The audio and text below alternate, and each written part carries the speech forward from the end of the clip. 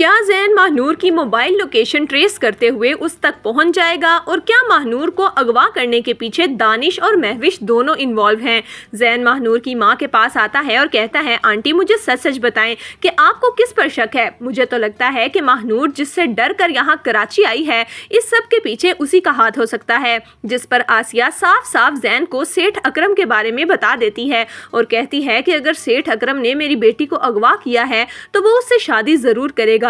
ज़ैन मेरी बेटी को बचा लो। जैसे ही ज़ैन ये सुनता है तो उसे बहुत ज्यादा गुस्सा आता है। वो महानूर को खोना नहीं चाहता, इसीलिए ज़ैन अपने भाई जफर के साथ सीधा पुलिस स्टेशन पहुंचता है और जाकर महानूर की गुमशुदगी की रिपोर्ट लिखवाता है, जहां पुलिस ऑफिसर ज़ैन को कहते हैं कि आपको पक्का यकीन है ना कि लड़की अगवा हुई है और खुद अपनी मर्जी से किसी लड़के के साथ नहीं भागी। जिस पर ज़ैन हैरान होकर पुलिस ऑफिसर को कहता है कि आप होश में तो हैं, आप कैसी बातें कर रहे हैं। पुलिस ऑफिसर ज़ैन को कहता है कि देखें, बहुत सी लड़कियों के घर वाले यही समझते हैं कि वो अगवा हो गई हैं, लेकिन बाद में पता चलता है कि वो अपनी मर्जी से भागी थी और शादी करके वापस आ जाती हैं।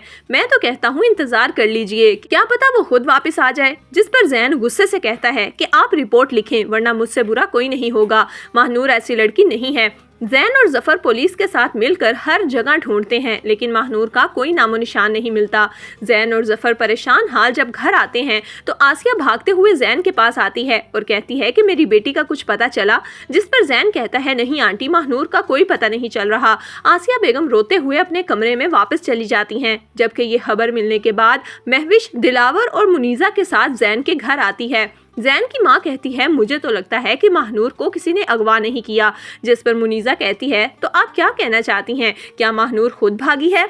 लेकिन दिलावर फौरन ही मुनीजा और मदीहा को रोकता है और कहता है कि आप लोग कैसी बातें कर रही हैं, वो लड़की बहुत अच्छी है, उसकी आंखों में मैंने हया देखी है, वो ऐसा नहीं कर सकती, जरूर उसके साथ कुछ गलत हुआ है।